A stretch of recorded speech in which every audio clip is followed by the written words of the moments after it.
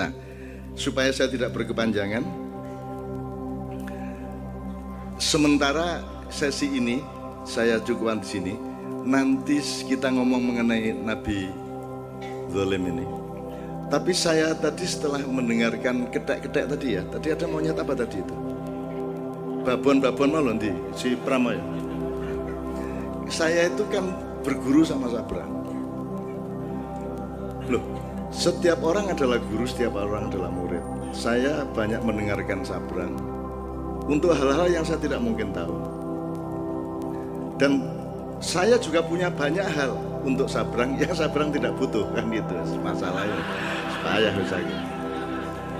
Dan sama dengan nasib saya ke Indonesia, saya itu tidak mampu melakukan yang Indonesia mampu lakukan. Dan saya mampu melakukan yang Indonesia tidak butuh untuk melakukan. Wes, tidak ada gunanya hidup saya kan gitu kan. Dari serpiye meneh.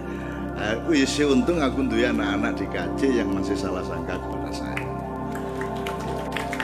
Nah, belajar saya kepada Sabrang itu 3 hal. Yang saya ingat ini tadi setelah mendengarkan lagu segmen Umat dan segmen 18 tadi. Pasca 17 toh ya, 18.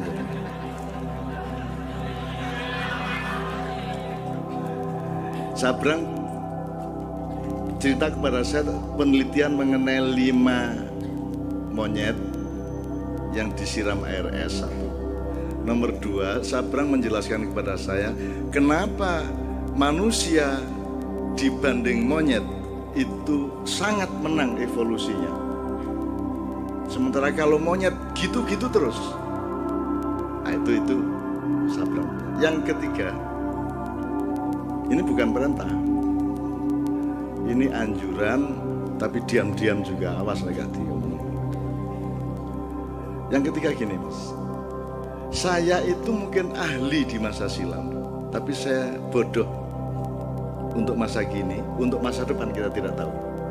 Kita masih unda-undi, maksud saya gini. Sabrang pernah mengatakan bahwa bedanya orang barat sama orang timur adalah kalau orang barat itu melakukan perjalanan atau perjuangan keluar dirinya, tapi kalau orang timur melakukan perjalanan ke dalam dirinya. Dia pasti bisa lebih menjelaskan, tapi saya kasih clue sedikit. Jadi kalau orang barat, Anda tahu orang-orang ya, Anda tahu bagaimana kebesaran mereka bisa dicatat. Gedung-gedungnya, peninggalan-peninggalannya, selalu sesuatu yang di luar dirinya. Sementara kalau orang timur, Mojopahit tidak punya peninggalan, Demak tidak punya peninggalan, ya toh?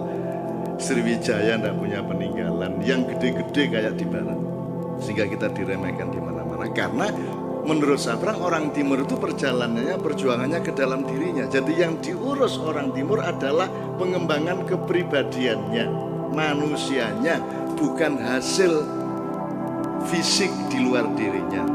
Itulah itu. Saya kasih contoh misalnya, Borobudur itu termasuk dasar ya. Apa bedanya Borobudur dengan mall? Gede ini kan meme podo ya Mas ya. Ada mall yang lebih gede dari Borobudur, tapi bedanya apa Mas? Kalau mall itu supermarket atau apapun itu untuk apa Mas?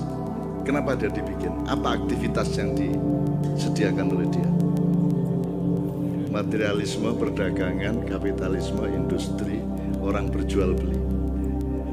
Jadi sesuatu yang sifatnya materialistik di luar dirinya. Kalau Borobudur itu letaknya di luar apa di dalam diri manusia? Nilai Borobudur itu letaknya di luar manusia atau di dalam diri manusia? Di dalam. Itu contoh dari bangunan timur. Jadi Borobudur itu ada arupa datu, ada rupa datu, ada ini, ada ini, ada ini. Dan semua itu adalah konsep yang letaknya di dalam diri manusia. Sama dengan pertunjukan wayang. Wayang kulit. Wayang kulit itu bukan teater modern. Dan juga bukan teater seperti yang dipahami oleh orang modern. Kalau orang teater modern, misalnya Anda nonton Oedipus Rex, Anda nonton Kasir Kita, Arifin Sinur, Anda nonton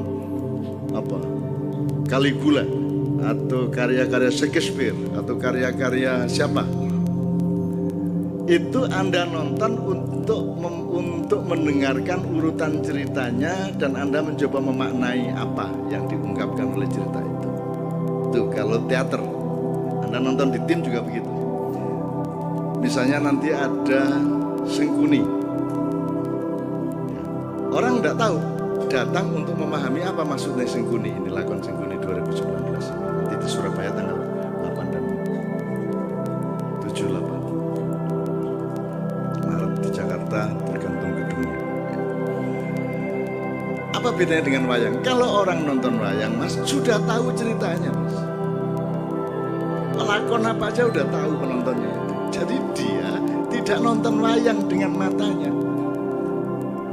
Yang ditonton di panggung wayang itu hanya alat untuk supaya dia ada di dalam kesadarannya. Oh, iki kudu diajar iki. Nah, itu di dalam dirinya. Oh, iki elek iki kudu mati iki. Gitu. Jadi dia nonton atau dia menyadari kembali, meneguhkan kembali ingatan dan kesadarannya terhadap nilai-nilai yang ada di dalam dirinya. Itulah kebudayaan Timur, bukan kebudayaan Barat. Nah, sekarang kita ini Timur tidak, Barat belum. Angel ini. Ibarat ayam selalu ingin lomba terbang. Lomba terbang tidak pernah berhasil, dia jadi ayam juga tidak mau, kan begitu? Kan susah bangsa kita ini. Makanya ada 45 pertanyaan yang kita siapkan untuk calon presiden, meskipun dia juga kan ada pengantarnya, ini tidak harus dijawab. Dijawab sebagian monggo, seluruhnya monggo. Tidak dijawab juga tidak ada masalah, tidak terkena pasal berapapun. Bahkan dianggap tidak pernah ada pertanyaan, tidak apa-apa lah, enak toh maknya itu, Mas. Tidak apa-apa, kok nanggep rano rapopo. Dan saya tidak akan mengatakan apa sesungguhnya, karena sebelum saya berang ya, semua banyak hal di Ma'iyah yang saya omongkan itu, Mas, sebenarnya kalau Anda boleh, kalau Anda bersedia untuk nyicil belajar ya, sebenarnya yang lebih penting itu adalah apa yang tidak saya tulis.